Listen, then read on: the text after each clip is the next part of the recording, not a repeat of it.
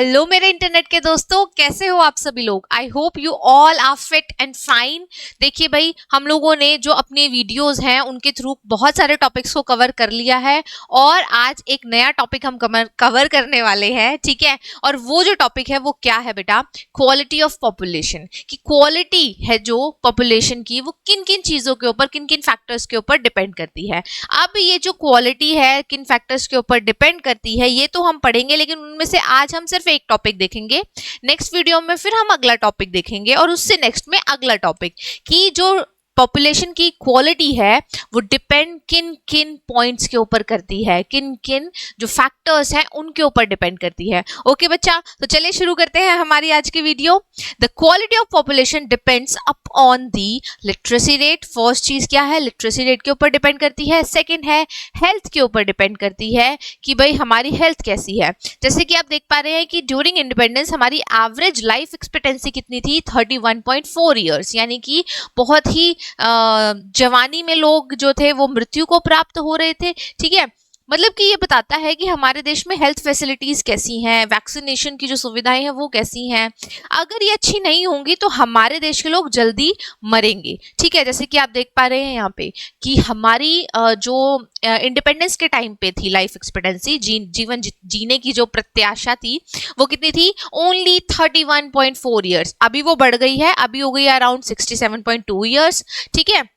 तो 67 ईयर्स आप लिख सकते हो कि 2023-24 में हमारी जो लाइफ एक्सपेक्टेंसी है वो बढ़ गई है क्योंकि हमने अपनी हेल्थ फैसिलिटीज को इंक्रीज कर दिया है। ओके हाँ, 63.5 ईयर्स यहाँ पे आप देख रहे हैं बेटा। ये जो 63.5 ईयर्स है ना, ये कब की है, 2011-12 की जो हमारी जनगणना हुई थी, सेंसस हुई थी, उसके अकॉर्डिंग है। तो दोबारा तो हमारी जनगणना हुई नहीं है, सेंसस हमारी हुई नहीं है, तो हमें पिछले वाली अगर देखें तो 63.5, अभी 2024-25 की पूछे तो 67। ओके, स्किल फॉर्मेशन, स्किल्स को लोगों के अंदर डालते जाओ, उनको जो स्किल्स है उनको इंक्रीज करते जाओ, तभी तो वो ज्यादा प्रोडक्टिव होंगे, ठीक है। तो ये तीन चीजें होती हैं। अब देखिए कि the quality of population unlimited decide the growth rate of the country.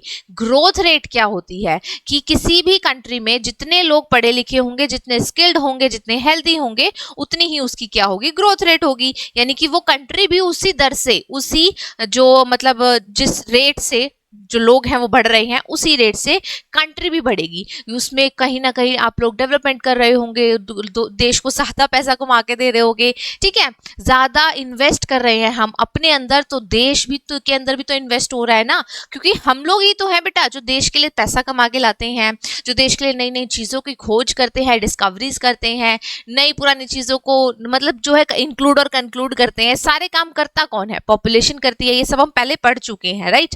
तो ग्रोथ रेट किसके ऊपर डिपेंड करती है, पॉपुलेशन के ऊपर। अगर पॉपुलेशन अच्छी है तो ग्रोथ रेट अच्छी है, जैसे कि जापान की केस स्टडी में हमने पढ़ा था, ठीक है। तो अब देखिए कि इलिटरेट, अनहेल्दी अगर पॉपुलेशन होगी तो वो देश के ऊपर क्या बनेगी, लाइबिलिटी बनेगी, ठीक है। इलिटरेट है, अनपढ़ है, अनहेल्दी लोग हैं, तो वो देश के ऊपर एक बोझ बन जाएंगे सिर्फ, ठीक है। देश को उनका बोझ लेके डोलना पड़ेगा।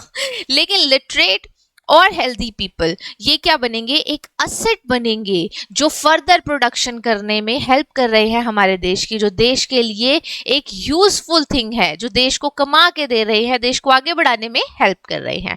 ओके बच्चा, तो देखिए सबसे पहले आज हम पढ़ेंगे एजुकेशन के बारे में।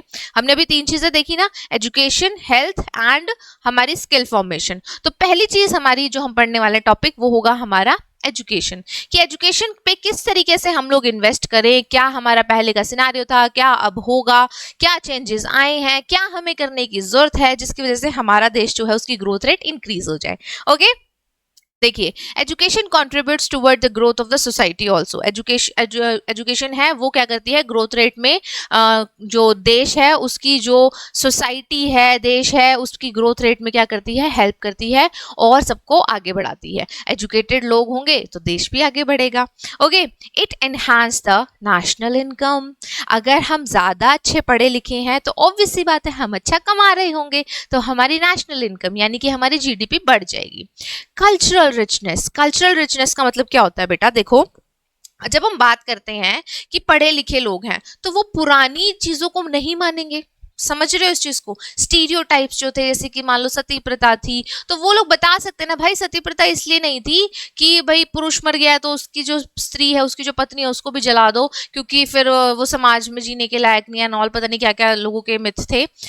असल में होता ये था कि भाई उस टाइम पे मुगल्स का राज था, अगर किसी का पति मर गया तो वो उसकी बीवी को उठा के ले जाते थे। तो इससे बचने के लिए, अपनी दुर्दशा दुर्गति होने से बचाने के लिए वो सती होना ज्यादा पसंद करती थी। ठीक है, पर्दा प्रथा थी, पर्दा प्रथा भी सेम चीज थी भाई। अब सुंदर स्त्री है, उसको देखा उन्होंने और चक ले जाते थे, उठा ले जाते थे, रेप करते थे उनका। तो अब पढ़ा लिखा इंसान होगा वो तो ये कह सकता है ना कि पर्दा प्रथा इसलिए नहीं थी, पर्दा प्रथा इन कारणों की वजह से थी। अब तो हम लोग नहीं, जेठ आ गया तो घूंघट कर लो, ससुर जी आ गए तो घूंघट कर लो, ये रीजन नहीं थे भाई। रीजन मुगल्स थे उस टाइम पे जिन्होंने हमें बहुत प्रताड़ित किया है। तो कुछ प्रथाएं जो थी जैसे कि वो अब हमें चेंज करने की जरूरत है। वो कौन करेगा? पढ़ा लिखा इंसान, क्योंकि उसको पता होगा रीजन क्या था इस चीज के पीछे, राइट। आप प्रीजुडिस नहीं हो पाओगे चीजों के लिए कि भाई ऐसा, हाँ दादी नानी काकी चाचा ताऊ सब बोलते आ रहे हैं तो वो चीजों को लेके हम भी प्रीजुडिस हो जाए, पहले से ही अपने दिमाग में सेट कर ले कि ये चीज ऐसे होने वाली है। ठीक है, लड़का ऐसा होगा, लड़के के ये काम होंगे, लड़की के ये काम होंगे। ओके, तो activities by men and women, हमने इसकी वीडियो भी बनाई थी, आपने देखी है कि नहीं देखी है?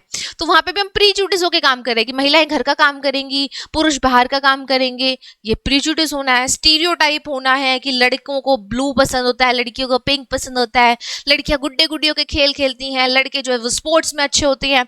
इन सब चीजों से हम कब निकल सकते हैं? जब हम एजुकेटेड होंगे। ओके, तो कल्चरली हम लोग रिच हो जाएंगे। क्लियर है? अब देखिए, education influence our life and our work place.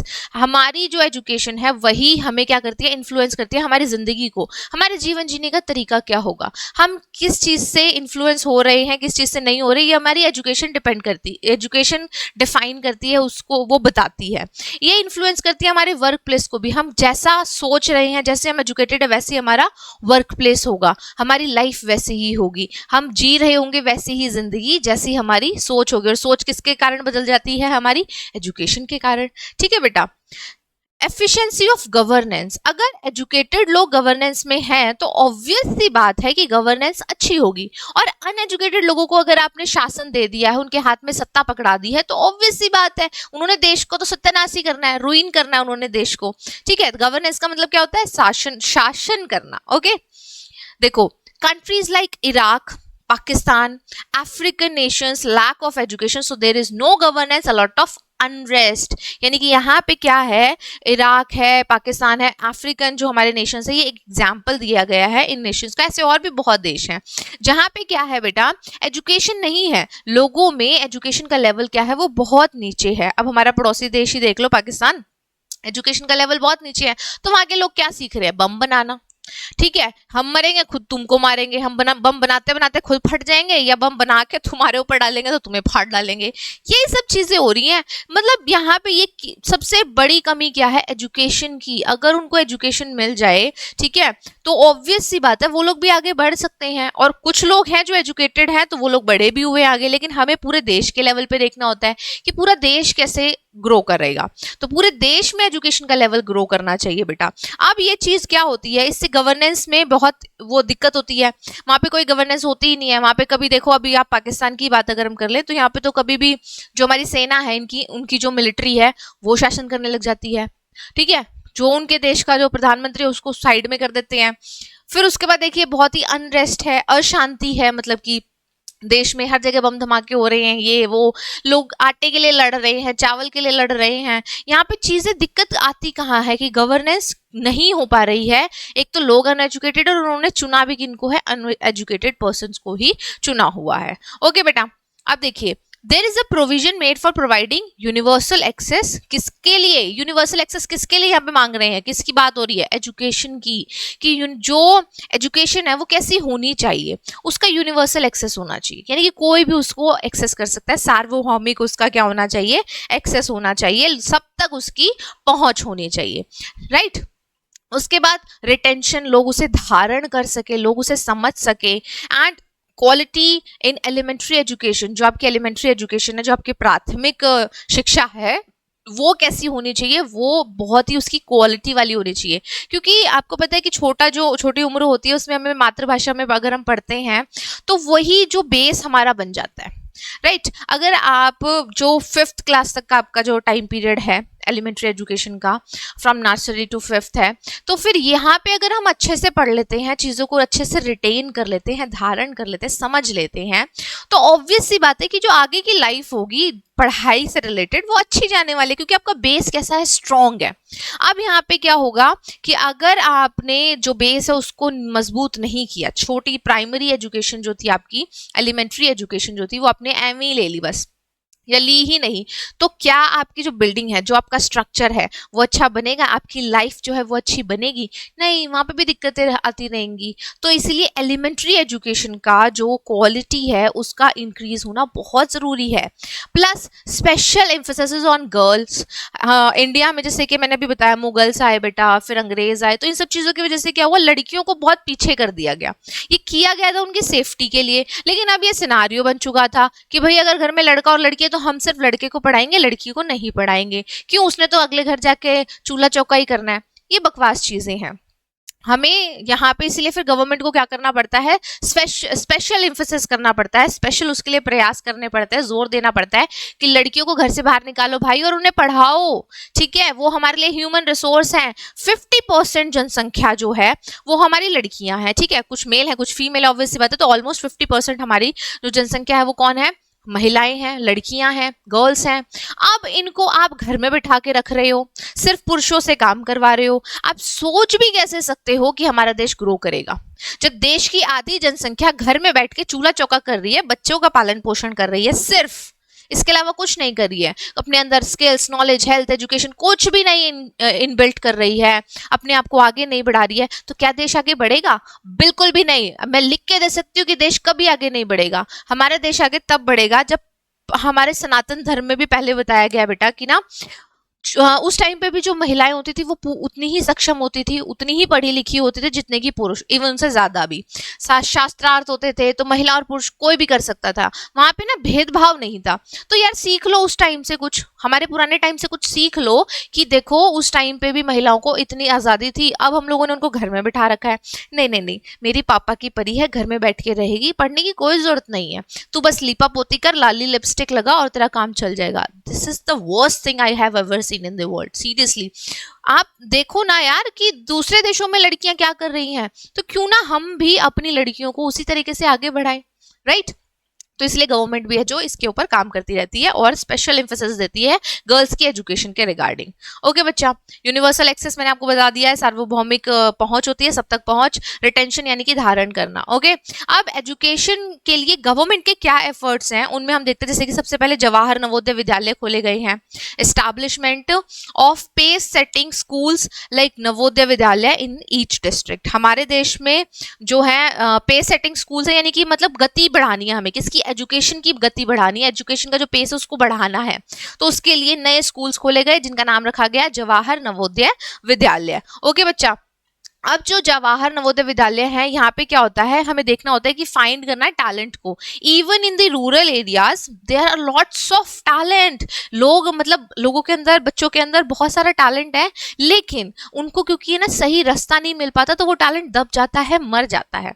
तो इसके लिए जवाहर नवोदय विद्यालय बनाए गए ताकि उनको क्या मिले, अच्छी स्कूलिंग मिले। और यहाँ पे ये जो स्कूलिंग होती है ना बेटा, यहाँ पे इनकी जो स्कूलिंग होती है वो रेजिडेंशियल स्कूल सिस्टम होते हैं कि बच्चे में रह सकते हैं, हॉस्टल का सिस्टम इसके अंदर ही इनबिल्ट होता है, राइट। और उनकी जो सोशियो इकोनॉमिक एक क्राइटेरिया होता है, यानी कि पैसे के रिगार्डिंग आप अमीर हो, गरीब हो, रिच हो, पुअर हो, ये सब चीजें ना देखते हुए, इन सब चीजों को साइड में रखते हुए सिर्फ टैलेंट के बेसिस पे बच्चों का एडमिशन इसमें होता है। ओके, अब यहाँ पे अप्रोक्सीमेटली 593 जो जवाहर नवोदय विद्यालय है इनको बताया गया 2010 में इतने स्कूल थे। लेकिन अभी अगर मैं 2024 की बात करूं बेटा, तो ये हो गए हैं बढ़ के 661 जवाहर नवोदय विद्यालय हमारे देश में, पूरे ऑल ओवर इंडिया में है, ठीक है। और पर डिस्ट्रिक्ट तो एक स्कूल रखा ही जाता है, मिनिमम इतना हो ही, ज्यादा से ज्यादा फिर जितने हो जाए वो अच्छी बात है। Okay, the schools are run by the government of India. Obviously बात है, गवर्नमेंट का इनिशिएटिव है, तो इसको रन कौन करेगा? गवर्नमेंट रन करेगी। फिर उसके बाद वोकेशनल स्ट्रीम्स को भी डेवलप करने की बात हो रही है यहाँ पे। वोकेशनल होता क्या है, पहले वोकेशनल वर्ड को समझ लो। वोकेशनल का मतलब होता है बेटा रिलेटेड टू कैरियर।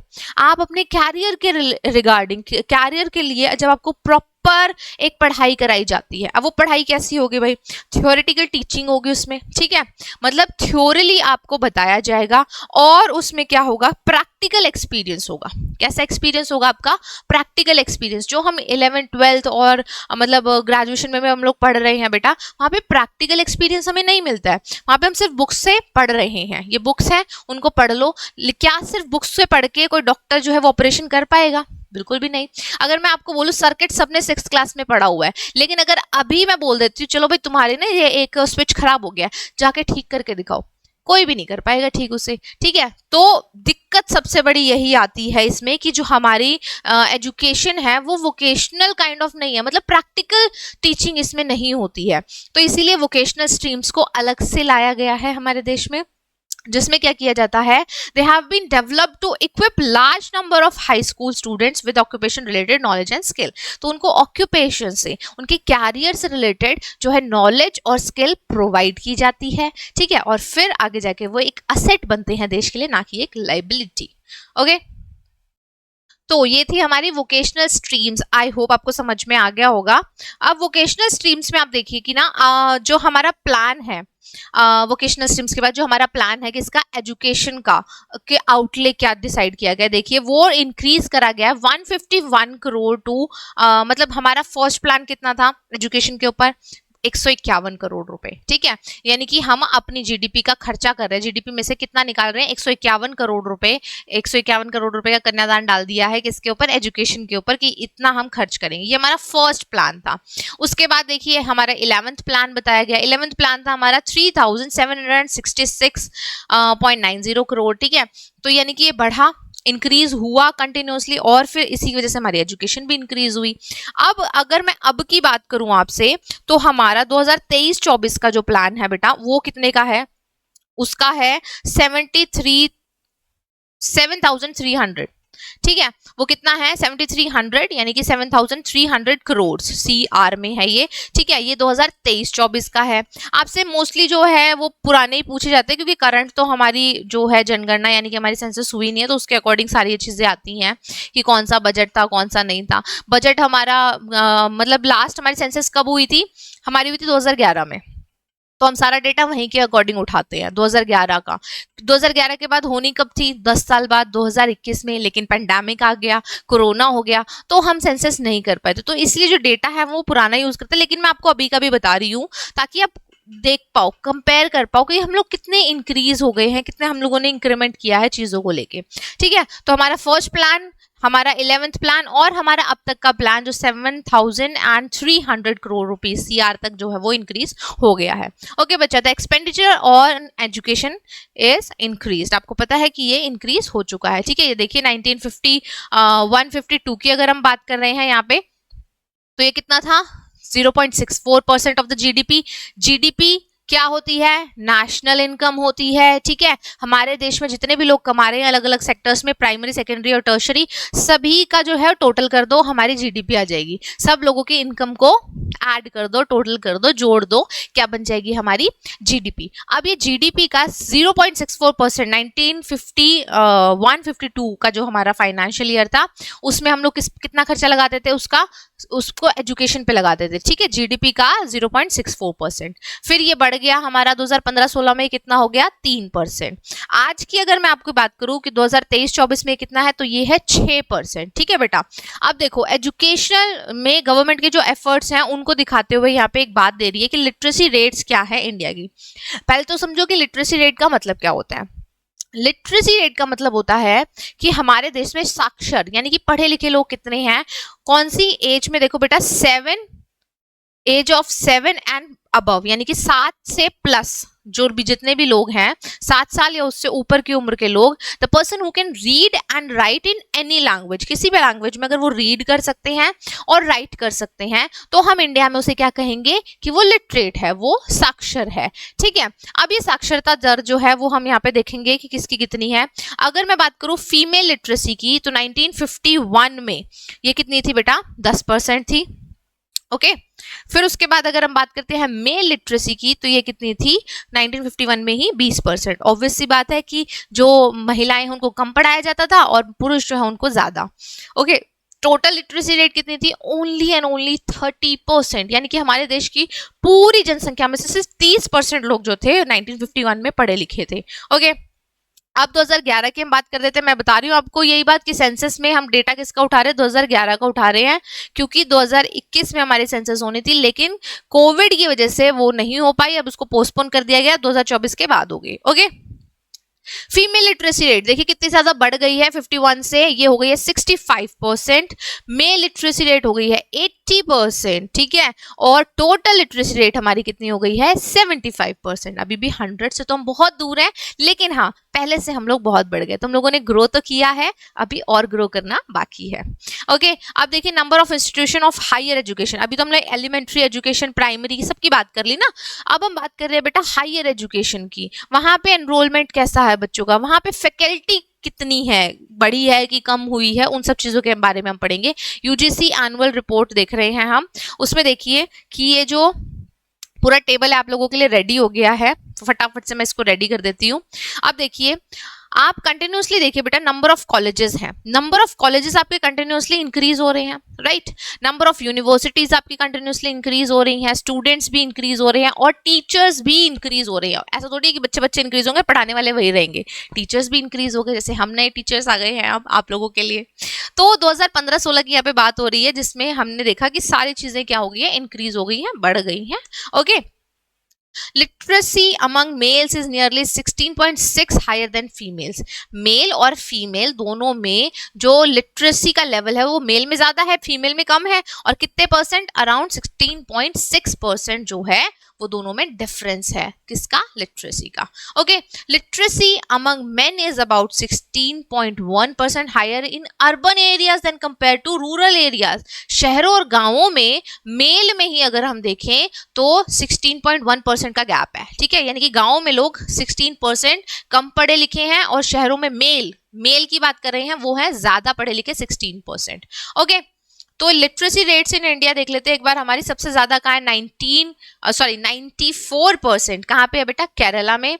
और सबसे कम 62% कहाँ पे है, बिहार में। ठीक है, सबसे ज्यादा लिटरेसी रेट केरला में और सबसे कम लिटरेसी रेट कहाँ है, बिहार में। Okay, The primary school system has expanded over 8.58 lakh in 2013-14, यानी कि जो प्राइमरी स्कूल सिस्टम है उसको इंक्रीज करा गया और यहाँ पे इतने सारे स्कूल और खोले गए, 8.58 लाख।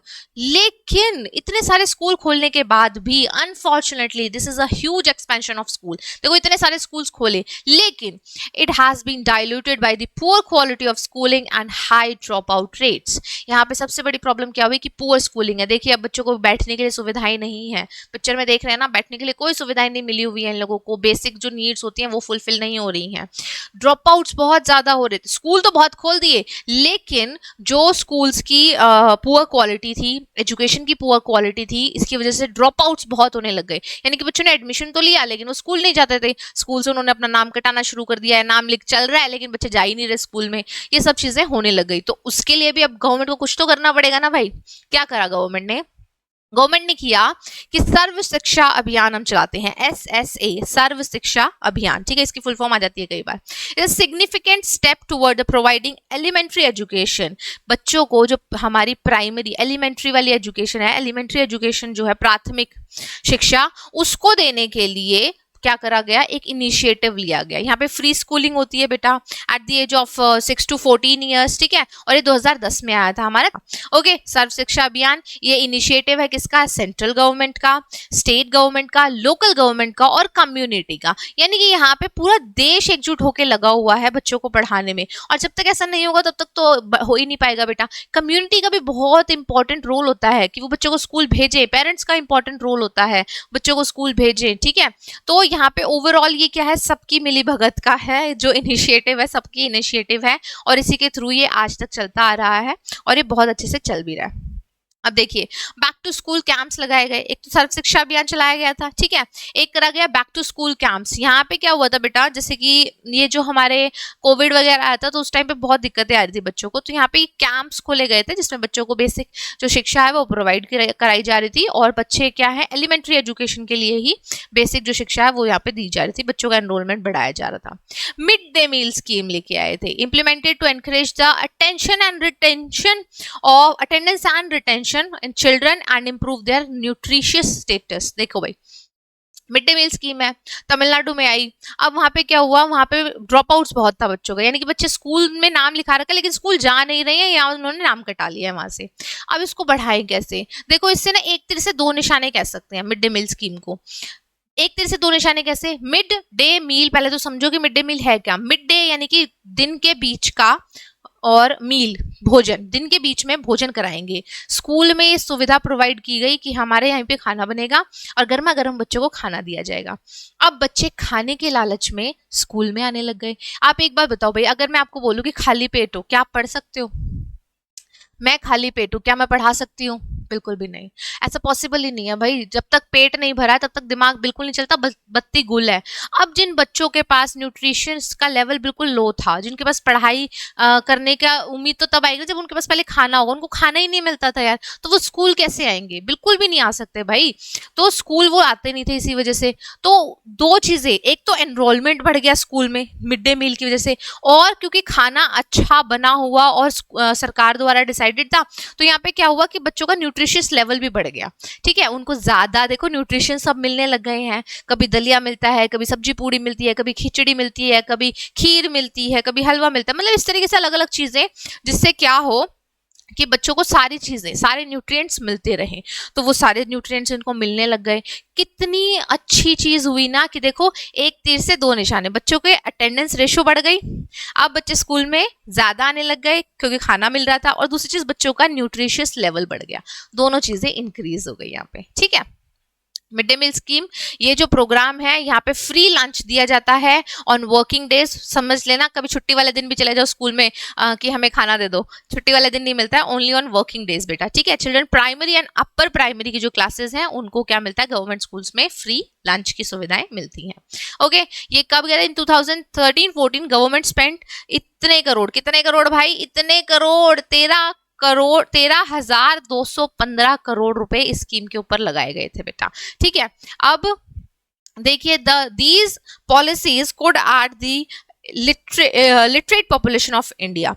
ये जो पॉलिसीज लेके आए हैं हम लोग, कैंप्स लगाए हैं, सर्व शिक्षा अभियान चलाया, मिड डे मील स्कीम चलाई, इससे हुआ क्या? इससे एलिमेंट्री एजुकेशन बढ़ी, वैसे एजुकेशन जो हमारी एजुकेशन का लेवल है वो क्या हो गया, इंक्रीज हो गया। इन पॉलिसीज से हमारी लिटरेट पॉपुलेशन जो है वो इंक्रीज हो गई इंडिया की, ठीक है।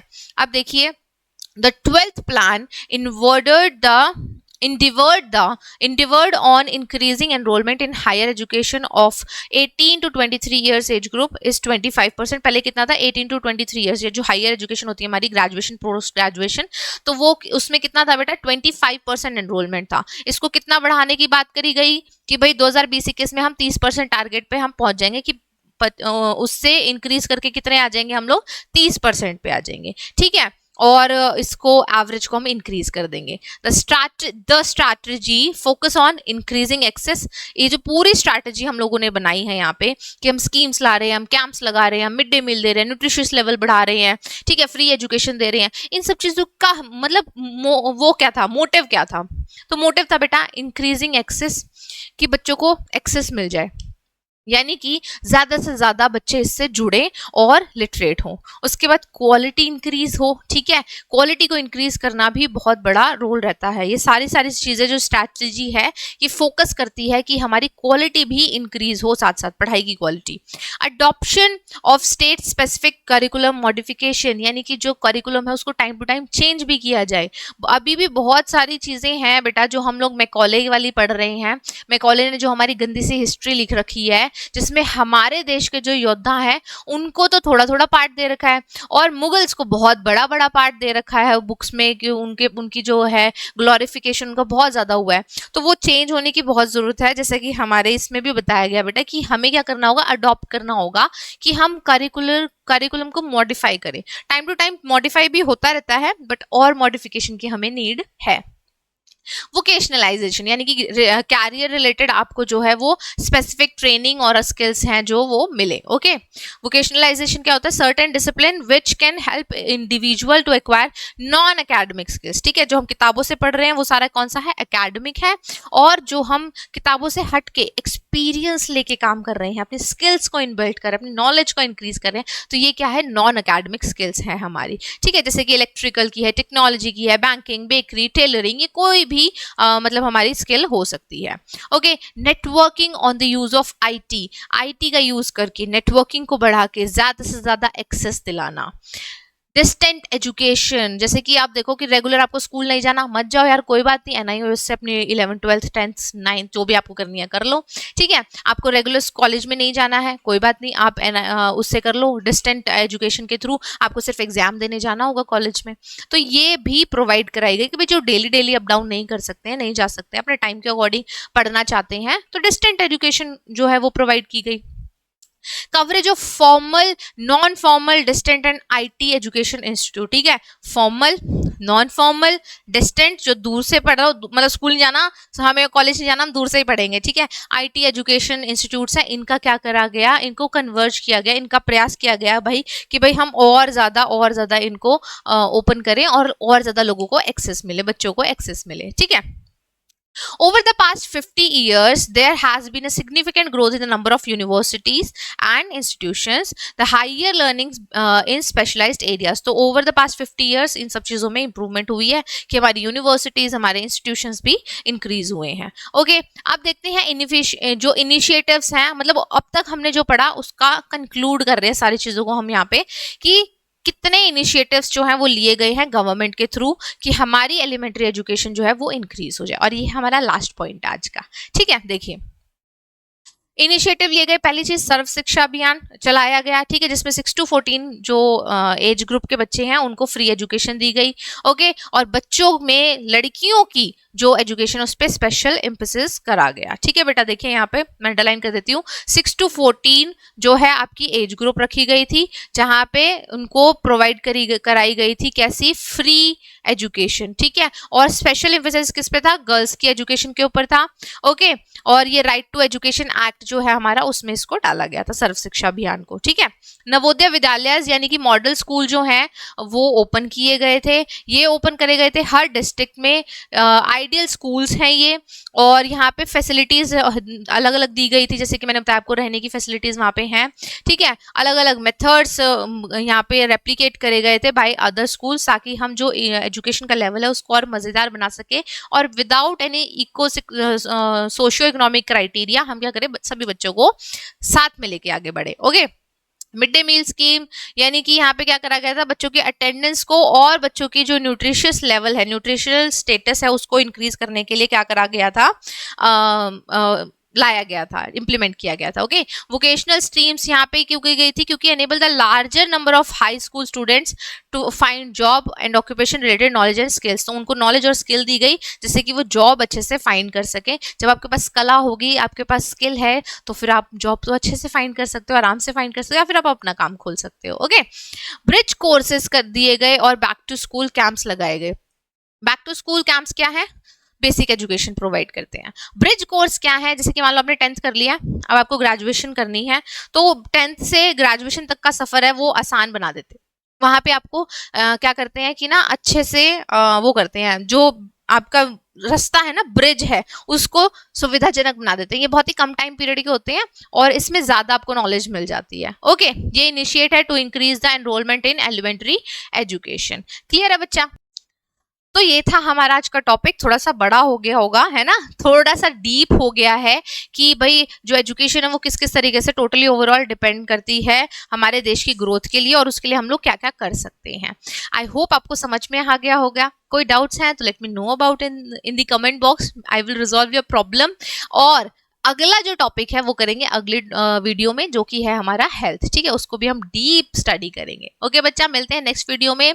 तब तक के लिए bye bye and take care.